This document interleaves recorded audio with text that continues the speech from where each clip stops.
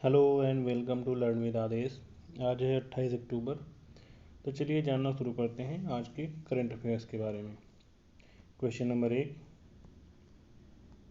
विश्व पोलियो दिवस कब मनाया जाता है? तो ये मनाया जाता है 23 अक्टूबर को। हर साल 23 अक्टूबर को मनाया जाता है। हर साल 23 अक्टूबर को विश्व पोलियो दिवस मनाया जाता है। क्यों मनाया जाता है? इस दिन पोलियो वैक्सीनेशन के महत्व के बारे में लोगों को जागरूक करने की कोशिश की जाती है और पोलियो को जड़ से मिटाने के लिए दुनिया भर में पोलियो के खिलाफ कैंपेन चलाए जाते हैं। भारत 2014 में पोलियो मुक्त देश बना था। ठीक है। पोलियो को पोलियो माइलाइटिस के नाम से भी जाना जाता है। यह एक वायरस से होने वाली बीमारी है जो स्पाइनल कॉर्ड की नसों को प्रभावित करता है। ठीक है। चलते हैं क्वेश्चन नंबर 2 की तरफ। बेंगलुरु साहित्य महोत्सव के 12वें संस्करण का आयोजन कब किया जाएगा? तो इसका आयोजन किया जाएगा 2 दिसंबर को। ठीक है, इसका आयोजन किया जाएगा। बेंगलुरु साहित्य महोत्सव का 12वां संस्करण यह एक 2 दिवसीय कार्यक्रम होगा जो 2 दिसंबर से बेंगलोर के ललित अशोक में आरंभ होने वाला है। और इस महोत्सव में लगभग 250 लेखक शामिल होंगे, जिनमें ज्ञानपीठ पुरस्कार विजेता चंद्रशेखर कंबारा, चेतन भगत, रामचंद्र गुहा और पेरुमल मुरुगन सहित अन्य प्रतिष्ठित लोग शामिल होंगे इसमें। ठीक है। चलते हैं क्वेश्चन नंबर 3 की तरफ। हाल ही में अमेरिकी राष्ट्रपति जो बाइडेन ने किन भारतीय अमेरिकी वैज्ञानिकों को प्रौद्योगिकी और नवाचार के लिए राष्ट्रीय पदक से सम्मानित किया है? तो ये हैं अशोक गॉडगिल और सुब्रा सुरेश। ठीक है, इनको राष्ट्रीय पदक से सम्मानित किया गया है। और किस लिए? कौन सा पदक है? व्हाइट हाउस राष्ट्रीय पदक और विज्ञान के राष्ट्रीय पदक से इन लोगों को सम्मानित किया गया है। किसने सम्मानित किया है? तो जो बाइडेन ने इनको सम्मानित किया है, अमेरिकन प्रेसिडेंट ने। ठीक है। चलते हैं क्वेश्चन नंबर 4 की तरफ। हाल ही में किस पैरा ओलंपिक खिलाड़ी ने भाला फेंक में नया विश्व रिकॉर्ड बनाया है? तो ये है सुमित अंतिल। क्या नाम है इनका? सुमित अंतिल।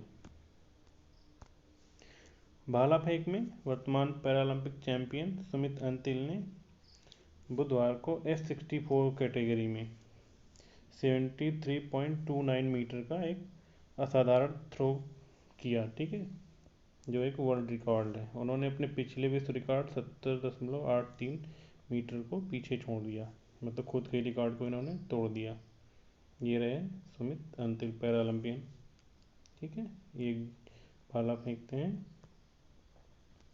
क्वेश्चन नंबर 5 की तरफ देखते हैं। हाल ही में अमेरिकी प्रतिनिधि सभा ने किसे अपना नया स्पीकर चुना है? तो ये है माइक जॉनसन को नया अपना स्पीकर चुना है।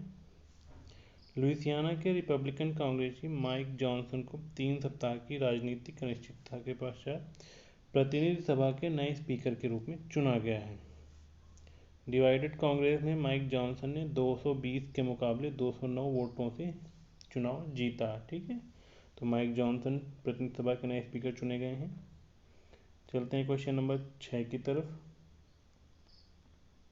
हाल ही में उत्तराखंड की किस बांध परियोजना को केंद्र सरकार ने मंजूरी दी है? तो ये है जमरानी बांध परियोजना। इसको केंद्र सरकार ने, सेंट्रल गवर्नमेंट ने मंजूरी दे दी है। केंद्र सरकार ने उत्तराखंड में जमरानी बांध बहुउद्देशीय परियोजना को प्रधानमंत्री कृषि सिंचाई योजना में त्वरित सिंचाई लाभ कार्यक्रम के तहत शामिल करने के लिए हरी झंडी दे दी, यानी ग्रीन सिग्नल दे दिया है। यह फैसला प्रधानमंत्री नरेंद्र मोदी की अध्यक्षता में हुई बैठक में लिया गया। यह परियोजना प्रधानमंत्री कृषि सिंचाई योजना के कार्यक्रम के तहत पूरी की जाएगी और उत्तराखंड के साथ साथ उत्तर प्रदेश के कई जिलों में सिंचाई और बिजली और पेयजल की सुविधा उपलब्ध कराएगी। यह परियोजना मार्च 2028 में पूरी होगी और इस पर 2584 करोड़ रुपए खर्च किए जाएंगे। जब ये कहाँ पर है? नैनीताल जिले के रामगंगा नदी की सहायक नदी गोला नदी के तट पर बसाए जमरानी गांव, वहाँ पे इसका निर्माण किया जाएगा, जमरानी गांव। इसी वजह से इसका नाम पड़ा जमरानी बांध परियोजना। क्वेश्चन नंबर 7, हाल ही में चुनाव आयोग ने किसको अपना चुनाव आइकन यानी ब्रांड एम्बेसडर नियुक्त किया है? तो ये है राजकुमार राव, अभिनेता राजकुमार राव। भारतीय चुनाव आयोग ने 5 राज्यों में आगामी विधानसभा चुनाव और 2024 के आम चुनाव की तैयारी के लिए अभिनेता राजकुमार राव को अपना नया नेशनल आइकन नियुक्त किया है। ठीक है, चलते हैं आगे क्वेश्चन नंबर 8 की तरफ। हाल ही में IIT कानपुर ने एरोस्पेस शिक्षा और नवाचार को बढ़ाने हेतु किसके साथ समझौता किया है? यानी एरोस्पेस एजुकेशन एंड रिसर्च को बढ़ावा देने के लिए, तो ये क्या है, एयरबस के साथ। ठीक है, IIT कानपुर ने एयरबस के साथ एक समझौता ज्ञापन के माध्यम से अपनी साझेदारी को औपचारिक रूप दिया। ठीक है, हस्ताक्षरित इस ऐतिहासिक समझौते का उद्देश्य अनुसंधान और शिक्षा पहल के माध्यम से भारत में एरोस्पेस क्षेत्र के प्रतिभा पूल को महत्वपूर्ण रूप से बढ़ाना है।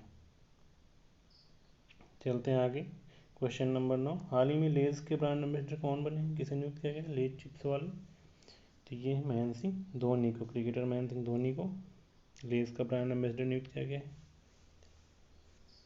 लेज ने क्रिकेटर महेंद्र सिंह धोनी को अपना नया ब्रांड एम्बेसडर बनाने की घोषणा की है, और इसकी घोषणा लेज की ब्रांड की स्वामित्व रखने वाली यानी इसकी पेरेंट कंपनी पेप्सिको इंडिया ने घोषणा करते हुए